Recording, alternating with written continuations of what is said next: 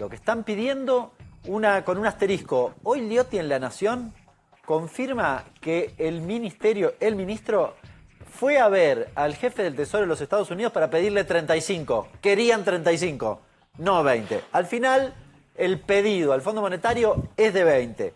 Segunda También, cuestión. pero lo dijo la propia vocera del fondo. Sí, hoy ya está confirmado. Ese es un Mangaron dato. 20. Sí. La segunda cuestión, se está negociando con el board. Esto parece casi al pasar, pero me detengo en algo que decías al inicio vos de Judy Kozak. Hay una especie de per saltum. Lo que no hay es el acuerdo del staff que se lo giraron al board, digamos al directorio, no está. ¿Esto qué significa? Bueno, tirémosle la pelota a los jefes a ver qué dicen. O sea, no lo quieren firmar en la línea. No, a ver qué dicen, una especie de per saltum, diría yo. Sí, consulta. Claro, a ver si lo pueden resolver arriba. Eso explica por qué... Se están pidiendo un aval político para no ponerle gancho. ¿Por qué Milei llamó a Macron y por qué le interesa tanto la reunión con Trump? Tercera cuestión. Están discutiendo la primera cuota, la bendita primera cuota. Sí, recordemos que todo esto que les estamos explicando con detalle es para ver si el gobierno logra demorar la devaluación. Definitivamente. Dice Caputo, nosotros ya ajustamos, algo que hemos escuchado en el último tiempo, y plantea, tiene que ser, o pedimos, habitualmente era la primera cuota como máximo 40%, es verdad. Ahora, nosotros pedimos más que eso. Yo me animo a aseverar que puede ser el pedido de máxima es el 100%, con 70 lo arreglamos, claro. 70% estoy hablando de 15 a 20.000. Y confirma que es de libre disponibilidad, lo que entre, porque por el esquema contable los dólares terminan en el Banco Central, así que son de lo que podríamos denominar, la terminología no es correcta, aunque se popularizó, de libre disponibilidad. Y la última cosa, que esto lo agrego yo, el dato de lo que tiene que ver con el tuit de Macron a mí no me parece menor en la última semana, porque agrega esta cuestión de los minerales críticos. ¿Hay detrás del acuerdo con el Fondo Monetario Internacional un compromiso, una garantía de recursos naturales para el repago? Porque es lo que se lee, iba a decir entre líneas, en las líneas, porque no es entre líneas, en el tuit de Macron que dice vamos a ser socios en minerales críticos. Todo esto confirmado, Rolo, te diría que el gran signo de interrogación es ¿cuál es la primera cuota? Caputo da por descontado que con estas condiciones no tenés ningún tipo de salto cambiario. La preocupación hoy está en el nivel de reservas. O sea, la plata dulce genera que se vayan las reservas. Guillermo Michel fue director de aduanas y escribió esta semana un análisis interesante sobre por qué hay tantas importaciones. ¿Tanto subieron las importaciones? Buenas noches, ¿cómo te va? ¿Qué tal? Buenas noches, gracias por la invitación, Rolando. Sí, subieron mucho las importaciones, si lo comparás bimestre del 2025 contra el primer bimestre del 2024. En el caso particular de China, yo mencioné el informe, subieron más de un 87% y bienes de consumo un 125%.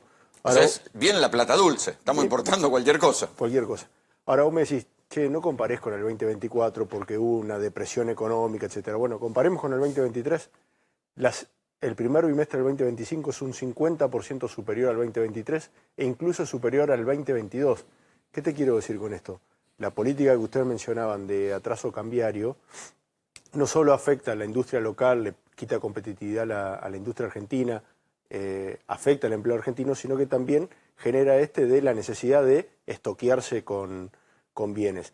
Y hay un dato de color, porque esto uno siempre quiere que le vaya bien al país y por eso queremos que le vaya bien al gobierno, ¿no? Porque si no parece que uno habla y está buscando...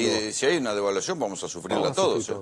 Ahora, fíjese este dato que publicó un economista de extracción radical como Del Poyeto. En estos últimos 20 días, los importadores aceleraron el pago de importaciones, no las importaciones. El pago de importaciones en 10.000 millones de dólares, el equivalente a 2 meses.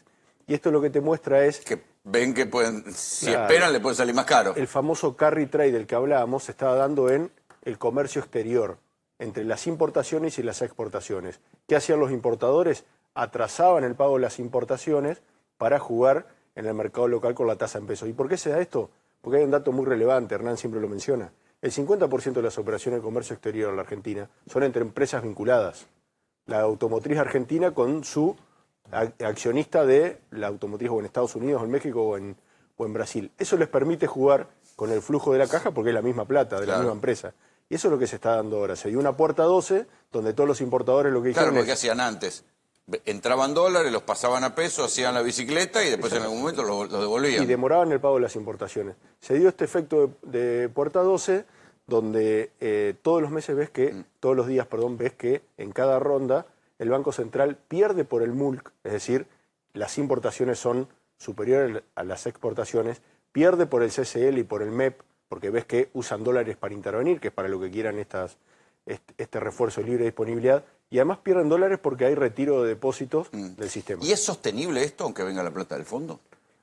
Bueno, voy a... ¿O va a seguir la sangría de Voy a divisas? coincidir con el análisis que ustedes hacían de que claramente la urgencia del gobierno está dado porque es muy difícil sostener rondas perdiendo 200 millones de dólares a las 4 de la tarde. Es muy difícil marcarlo y te va marcando de alguna forma qué es lo que está ocurriendo. Pero acá también creo que hay una cuestión política de fondo. La palabra en la Argentina del ministro de Economía vale mucho, es muy importante. Debería valer mucho. Hay una frase que siempre usaba un político francés que decía que la guerra era un tema demasiado importante para dejarlo en manos de los militares. En la Argentina parece que la economía es tan relevante que es muy difícil dejarlo en manos de los economistas solamente. Requieren espalda política y sobre todo requieren tranquilidad y contundencia a la hora de comunicarle a la sociedad. Bueno, no es que lo digo yo, lo dice el mercado. No se está comunicando bien la situación. No le creyeron demasiado. Está aquí con nosotros Mirta Tundis porque otra de las cosas que empieza a preocupar es cómo se va a jubilar la gente, porque se terminaron las moratorias. En especial las mujeres. 90% de las mujeres se jubilan en la Argentina con moratoria. ¿Y ahora qué va a pasar? ¿Ese 90% de mujeres va a tener que esperar a los 65 años, Mirta? Y sí, no les queda otra. Y lo lamentable es que te encontrás con muchos casos que en estos días me han escrito mucha gente. Hoy casualmente una señora que trabajó 20 años y dice, tengo 59 años, ¿qué va a pasar conmigo? 5 años más de espera. Que va a tener que esperar a los 65 años, sí, porque no tenemos una ley que diga vamos a dar una jubilación proporcional una transición, a los años aportados. Recordemos que el presidente ya viene anunciando desde el año pasado aumento a los jubilados que tienen los 30 años de aporte, una recomposición de los saberes, algo que nunca se hizo. Son dichos, pero no hechos. También dijo que iban por una jubilación proporcional, dichos, pero no hechos. Dijo que iba a haber una reforma previsional, pero seguramente que va a ser tan dura la reforma previsional que también lo anticipó. Quizás no es ahora, va a ser en diciembre. Después de las elecciones, cuando lo anticipó el titular del ACE, Mariano de los Heros, lo echaron. Exactamente. Y el problema de la gente, tanto de hombres como de mujeres, lamentablemente van a tener que esperar a los 65 años. Aquel que no tiene para cobrar el 80% menos, el 80% de una mínima. Del haber mínimo, que estaba en 230.000 pesos, creo, más el bono que siempre lo hablamos con Hernán y demás, y con Pablo, ¿no? Lamentablemente desde marzo del año pasado parecería ser que la inflación ahí nos llegó, y realmente, claro, cuando uno va a ver el 2,4% de aumento, no es el 2,4%, es mucho menos, porque el bono sigue siendo 70.000 pesos. Y esto es que tenemos jubilados indigentes, más de 5.400.000 jubilados. Y muchos. El problema es que ahora tenemos muchos jubilados indigentes. ¿Sabés qué está pasando, Mirta, acá en la zona de Palermo? Se ven jubilados que bajan de sus departamentos a pedir. Sí. Uf. Esto está pasando, lo venimos viendo en la zona de Ravignani, de Carranza, gente que son jubilados, bajan y están pidiendo dinero como si están mendigando. ¿Y no se dieron cuenta que cada vez hay gente mayor más viviendo en la calle? Porque hay gente que no puede pagar más el alquiler. Claro. Porque la canasta básica, la canasta alimentaria real para un jubilado es 1.200.000 pesos. Cobran no hay menos manera, de 400. no cierra la cuenta de ninguna manera. No, más de 4 veces. Y le ponen un alquiler de 200.000 pesos. ¿Hay alquileres de 200.000 pesos? En Capital no. Pero cachito, Mirta, le quiero preguntar a Pablo Tigani, ¿se puede sostener la inflación como la está sosteniendo el gobierno o está atado a que no haya devaluación? Bueno, las dos cosas, ¿no? Seguramente lo próximo va a ser subir la tasa de interés, que es un instrumento lo que decía Nacho recién, de política monetaria que ya lo empezaron a hacer, para poder retener algo, a pesar de que le tuvieron que meter el 85% de la renovación de las operaciones que se hicieron esta semana al Banco de la Nación. O sea, ya de los pesos quieren salir, como lo venimos diciendo acá. Probablemente la devaluación, en las devaluaciones no es matemático ni en ningún país ni en la Argentina misma. Hay devaluaciones donde ha pasado 40% a precios y hay devaluaciones como los primeros años de Menem donde pasó el 180%, o sea, los precios. Pero acá la clave es algunos temas que me parece que quedaron afuera del tema del Fondo Monetario Internacional. Esta semana lo que pasó es que Caputo se mandó con una agencia internacional de noticias, Bloomberg. sí, y algunos periodistas locales también, a alargar una cifra. Como la gente no sabe cómo es el mismo, nos van a dar 20.000 millones de dólares. No sabe que la realidad es que le van a cubrir 3 o 4 años, 25, 26, 27 y 28, de lo que van a ser amortizaciones, y que probablemente, si tienen mucha suerte, el resto se lo den no para utilizar, sino que le van a dar una parte hasta ver el primer trimestre cómo se comportan, porque a Caputo uno le puede dar 6.000 palos, toma, usalo, porque se fumó 1.600 en 4 días. Claro. Y aparte porque tiene antecedentes históricos, aparte porque en el fondo hay mucha gente que le ha planteado internamente, yo te dije que se le habían parado de mano, no quieren meter el gancho, porque, o sea, esto ya pasó y terminó con gente que perdió el trabajo en el fondo. Entonces, ese es un tema bravo. El otro tema es que están pensando en rajunear 4 o 5 mil millones más de los organismos multilaterales como el Banco Interamericano de Desarrollo, Corporación Andina de Fomento, e inclusive de algo más de los chinos, un nuevo swap con los chinos. Todo esto lo han lanzado Para llegar a las elecciones. para llegar a las elecciones. Lo único que importa acá es que tenés una demanda, hicieron un what if, que es una metodología ¿Qué pasaría si? de Harvard, que pasaría así, Reidel y probablemente Sturzenegger.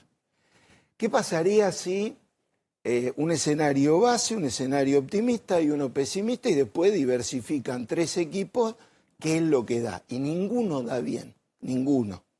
Le des la que le des. Si le das 35 tampoco sirven, porque hay deuda comercial por alrededor de 27, 28 mil millones. Está hablando de devaluación. Claro, no, es imposible no devaluar. 27 o 28 mil palos se lo van a pedir.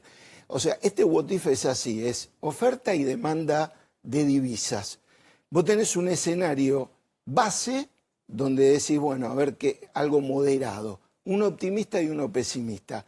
La demanda de divisa es tan fuerte, lo que está pendiente de deuda comercial, los créditos que otorgaron 14 mil millones de dólares de crédito, Dividendos. el M3 que creció 35%, los depósitos a plazo fijo crecieron en términos reales 35% y están esos pesos ahí, a ver si se rajan, y están la gente que tiene depósito en dólares que dice, no estarán usando los dólares míos. Y a lo mejor necesito, porque a ver, los prestaron, pero también hay otro que los está usando el gobierno. Espero, Cachito, nos vamos a ir a la pausa. Cuando volvamos, ya vienen Sheila Vilker y Raúl Timerman, porque nos vamos a enterar un poquito más de qué tienen los argentinos en la cabeza.